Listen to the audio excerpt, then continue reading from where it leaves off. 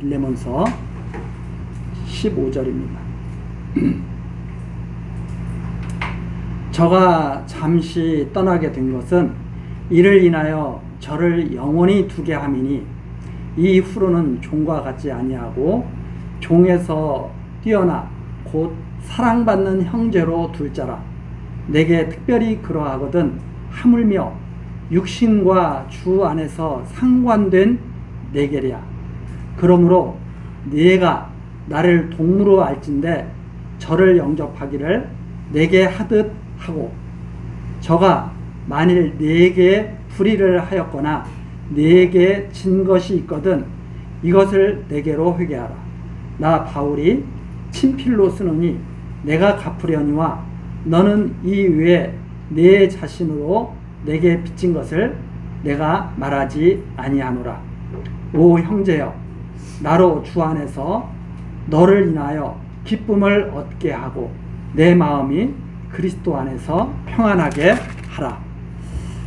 나는 네가 순종함을 확신함으로 네게 썼노니 네가 나의 말보다 더 행할 줄 아노라. 우선 21절 말씀까지 읽어드렸습니다. 이 빌레몬서 짧은 내용이지만 정말 이 빌레몬서 이 짧은 내용 속에 아주 그 기독교인들의 그 삶의 변화, 이것이 아주 농도짓게 나타나 있죠. 그리스도를 믿는다고 하는 것, 하나님을 믿는다고 하는 것은 근본적으로 삶의 그 변화를 일어나게 하는 그런 일입니다. 그러니까 하나님을 믿는다고 한다면 이 세상의 모든 사상이라든가 철학이라든가 이런 어떤 문화 같은 거, 이런 것들을 사실은 뛰어넘는 그러한 계기가 되는 거죠. 그래서 지금 이 빌레몬서에 보면 사도 바울이 나오죠. 중심, 지금 이 세 사람의 관계가 나오죠. 그 다음에 빌레몬,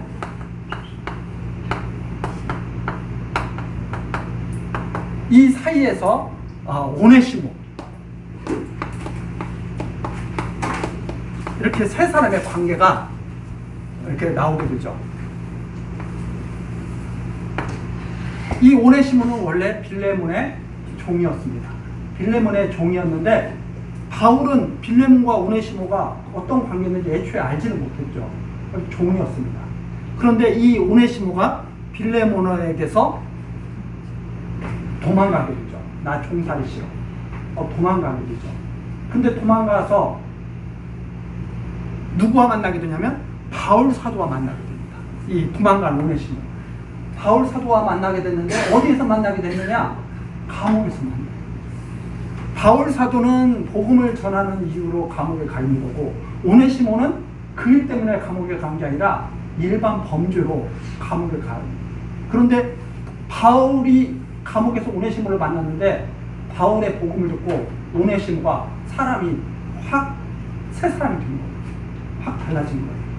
그래서 바울과 오네시모는 이제 하나님 안에서 한 형제가 됐죠. 형제.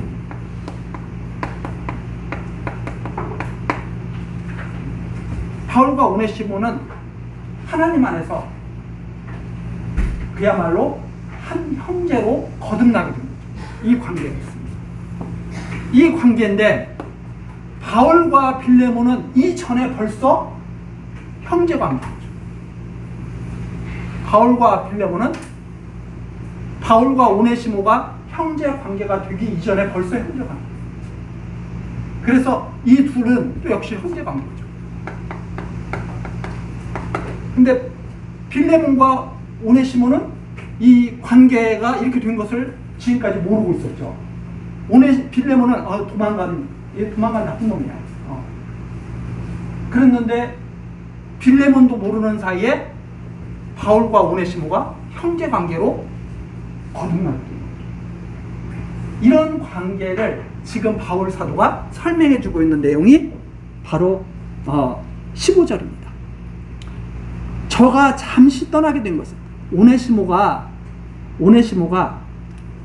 너를 갖다가 잠시 떠나게 됐어.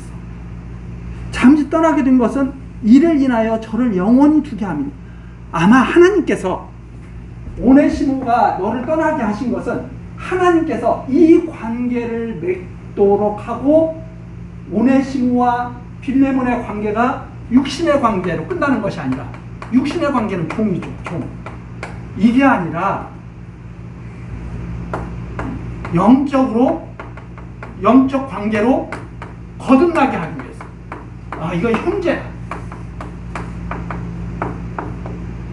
나와 오네시모가 형제가 되고, 나와 빌레몬 너가 형제인 것처럼 나와 오네시모가 형제가 되고, 빌레몬과 오네시모 너도 형제로 되게, 형제로 하나님께서 역사하시기 위해서 이런 일을 하신 거야.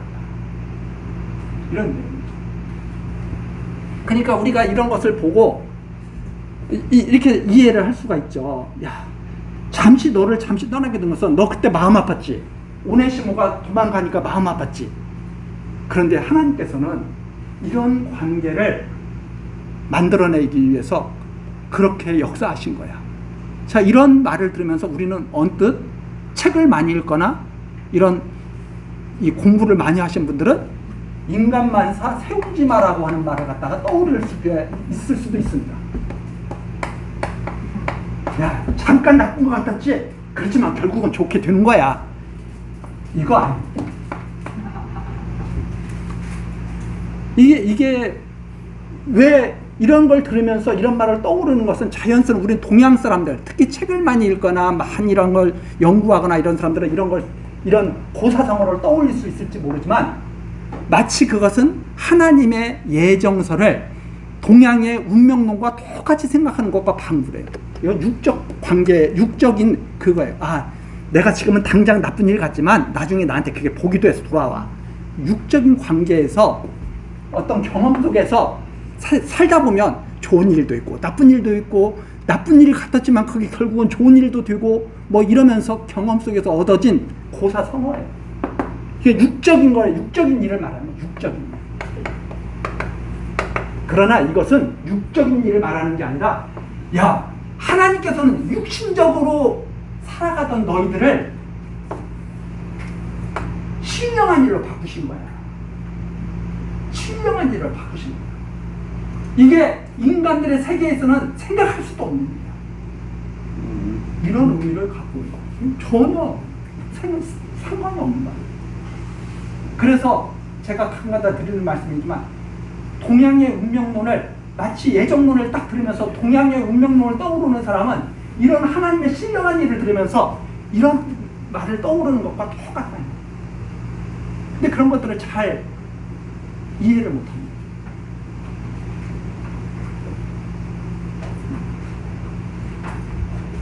영적인 열매가 맺히지 않으면 육적인 일은 다 허사입니다. 아무 소용없어요. 좋은 일, 나쁜 일, 하나님 모르면 다 끝난 거예요. 이건 아무것도 아니에요. 잠시 육적으로 조금 고난받다가 육적으로 조금 평안했다가 그게 무슨 상관이에요? 그게 천국 가는 일과 무슨 상관이에요? 하나님이 하시는 일과 무슨 상관이에요?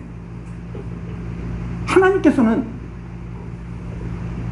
영적인 신령한 일을 영원한 일을 하십니다. 영원한 일. 이 세상에 해 아래 일만 주관하시는 게 아니라 이 세상의 해 아래 일을 통해서 영원한 일을 보여주시고 계시하시고 열매 맺게 하신다. 그런 의미에서 우리들이 이걸 이해를 해야 되죠. 야, 하나님께서 오네시모를 잠시 빌레몬 너 곁에서 떠나게 하신 것은 저를 영원히 두게 함이, 영원한 일을 영원한 형제로 하나님께서 역사하시기 위한 거야. 나는 그렇게 생각이 된다. 그래서 16절, 이후로는 종과 같지 아니하고 종에서 뛰어나. 이제 이런 육신의 관계로 끝나는 게 아니야. 이제 이런 육신의 관계로 끝나는 것이 아니라 종과 같지 아니하고 종에서 뛰어나 하나님의 섭리로 새로운 일이 만들어지는 거야. 곧 사랑받는 형제로 두자.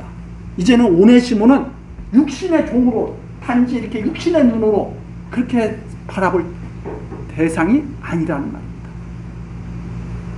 마치 바울과 오네시모가 형제가 되듯이 빌레몬 너도 오네시모와 육신의 관계에서 끝나는 게 아니라 이제 영원한 하나님의 일로 인해서 형제로 다시 맺어지게 되는 거야. 그래서 이렇게 되는 거죠. 바울과 오네시모와 빌레몬은 한 형제, 그리스도 안에서 지체가 되고 한 형제가 되는 거죠. 이게 믿는 사람들이 받아들여야 하는 삶의 모습이죠. 믿는 사람들은 육신의 일에 머물러 있는 게 아닙니다. 육신의 일을 통해서 영원한 일을 바라봐야 되죠. 그렇지 않으면 해 아래서의 일은 다 헛되고 헛된 거죠.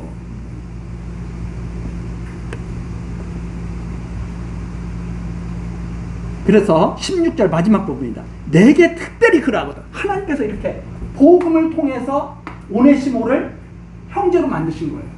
복음을 통해서 내게 특별히 이런 관계를 주셨어요. 하나님께서. 바울이 감옥 가 있었던 거 그렇게 보면 좋은 거예요, 나쁜 거예요? 좋았던 거예요. 왜? 감옥에 가서 오네시모를 얻게 하신 거예요. 오네시모는 악한 일을 하고 감옥에 왔을 거예요. 악한 일을 선으로 바꾸시는 하나님을 알게 하시는 거예요. 아, 나는 이렇게 악한 일로 감옥에 왔는데 하나님께서는 이런 나를 버리지 아니하시고 복음을 듣게 하시고 변화시키셨네. 이렇게 바뀌신 거예요. 바울이 이런 관계를 말하면서 나와 오네시모의 이 관계도 참 기가 막히게 아름다운 것인데 너와 오네시모의 관계는 어떻겠느냐?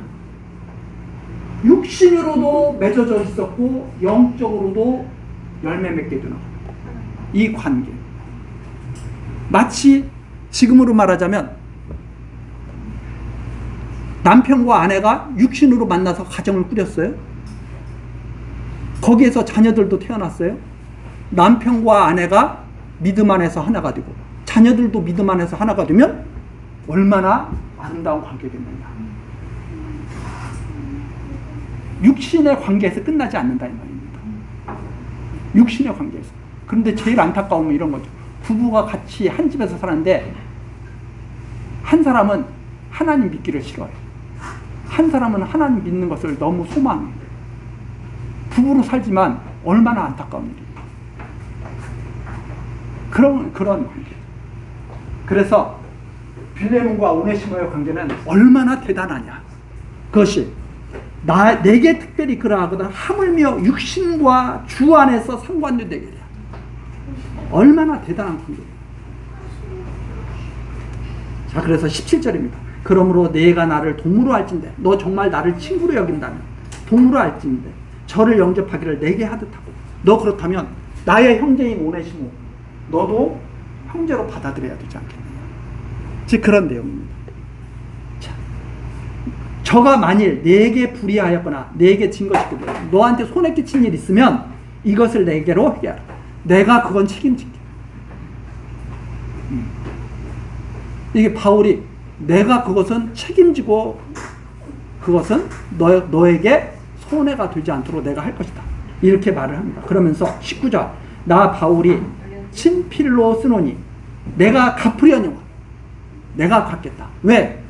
바울이 낳은 아들이니까. 아들이 잘못한 거 있으면 부모가 갚아주겠다 하는 거 똑같은 거예요. 우리도 마찬가지 않습니까? 일상생활에서도 그러잖아요. 자녀가 밖에 나가서 손해를 끼쳤으면 책임감 있는 그 자녀를 사랑하는 책임감 있는 부모라면 그걸 갚으려고 애를 쓰겠죠.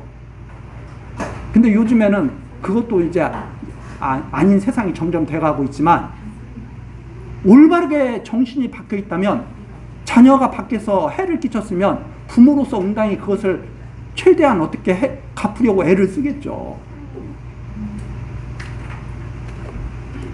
바울이 지금 그런 마음입니다.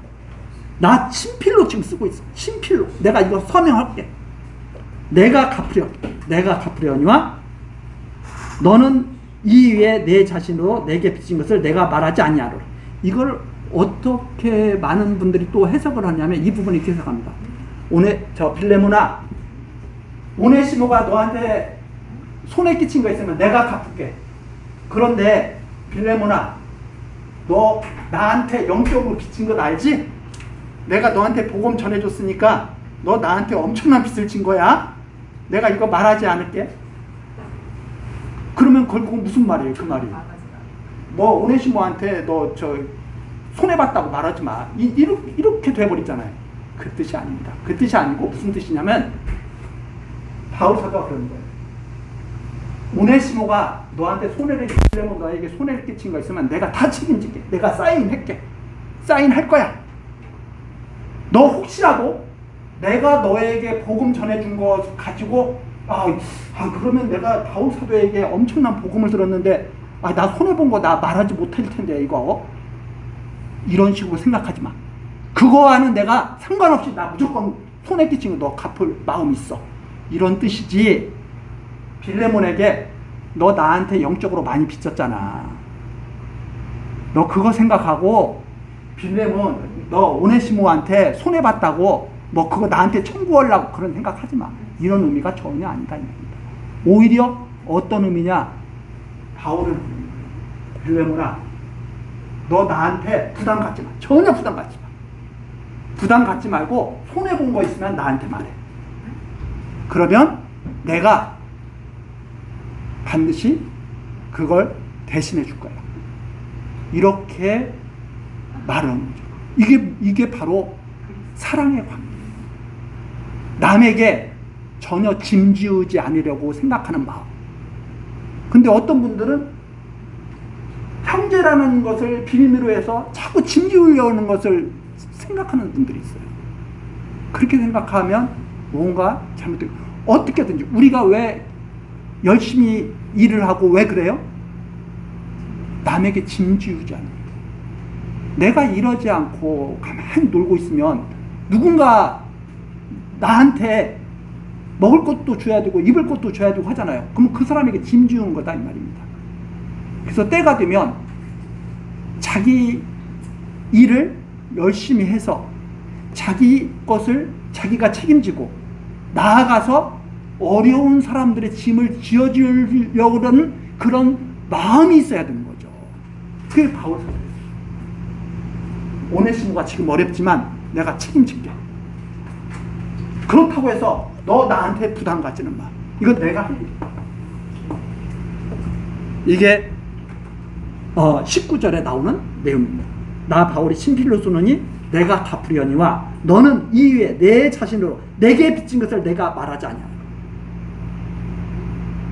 너와 나와의 관계에서 이것을 갖다 해결하려고 하잖아. 오네시모와 빌레몬의 관계 이것만 생각해. 그러면 나는 아버지로서 아들의 손에 끼친 것을 내가 갚을 거야. 참 멋있는 그런 삶이죠. 어떻게 하든지 사랑의 관계를 맺은 거죠. 바울은 빌레몬과도 사랑의 관계, 오네시모와도 사랑의 관계를 맺으면서 빌레몬과 오네시모가 사랑의 관계가 되도록 소망하는 거죠. 이게 짧은 속에서 나오는 내용이지만 이렇게 하나님께서는 교회에 역사하고 계시는구나. 왜 아십니까? 제가 말씀드리지 않습니까? 우리 보고 이렇게 살라 저렇게 살라 이런 의미보다는 빌레몬서를 통해서 하나님께서 교회를 이렇게 다스리고 계시다는 것을 계시하시는 말씀입니다. 지금 하나님께서는 교회를 교회답게 하시기 위해서 이렇게 다스리고 계실 거예요. 그래서 이 말씀을 듣는 사람들은 이런 관계를 자꾸 소망하면서 살게 될 거예요. 누구에게도 짐이 되지 않으면서도 서로 사랑하는 관계. 누구에게도 짐이 되지 않으려고 하는 마음. 그러면서도 서로 아끼고 사랑하는 마음. 이게 하나님께서 역사하시는 관계죠. 그래서 이 빌레몬서를 짧게 그냥 이렇게 쉽게 넘어갈 수도 있지만 사실 이 속에서 성령께서 어떻게 교회를 다스리고 계신가, 선한 일을 어떻게 하고 계시는가, 억지가 아닌 자의로 이런 관계 되도록 역사하시고 계시는구나 하는 것을 알게 됩니다. 그러면서 20절입니다. 오 형제여, 나로 주 안에서 너를 인하여 기쁨을 얻게 하고 내 마음이 그리스도 안에서 평안하게 하라. 이렇게 되면 정말 기쁘고 평안하게 돼. 나는 내가 순종함을 확신함으로 너 이 편지를 받으면 다 알아들을 거야. 다 받아들일 거야. 맞아. 사람이라는 것은 이렇게 살 때 가장 행복한 거야. 순종함을 확신함으로 내게 썼노니 내가 나의 말보다 더 행할 줄 알아. 내가 이 정도 쓰면 너는 이 말을 정말 기뻐하면서 내가 생각했던 것보다 훨씬 좋은 관계를 만들어낼 거야. 훨씬 아름다운 관계를 만들어낼 거야. 내가 나의 말보다 더 행할 줄을 아노라. 왜? 그것이 성령의 역사니까. 이 성령의 역사는 바로 이런 결과를 만들어내는 거죠. 자, 22절입니다. 오직 너는 나를 위하여 처소를 예비하라. 만나보기를 소원하는 거죠. 빌레몬아, 내가 너와 다시 만나기를 원해. 내가 가면 있을 곳을 준비해주면 좋겠어. 이런 의미죠. 그러면서 너희 기도로 내가 너희에게 나아가게 하여 주기를 바라노라. 뒤에 나오잖아요. 너가 지금 감옥에서 풀려나기를 간구하고 있을 거야. 하나님께서 그렇게 해주시면 나도 참 좋겠다. 그러면 너에게 나아가서 너와 사랑의 교제를 나누면 얼마나 좋을까. 내가 그렇게 할 수 있도록 처소를 준비해주면 좋겠다 하는 뜻이죠. 그러면서 23절입니다. 그리스도 예수 안에서 나와 함께 갇힌 자 에바브라와, 감옥에 같이 갇히게 봐요. 에바브라가 또한 나의 동역자 마가, 아리스다고, 데마, 누가가 문안하느니라. 나와 함께 있는 동역자들이 다 너에게 안부를 전한다.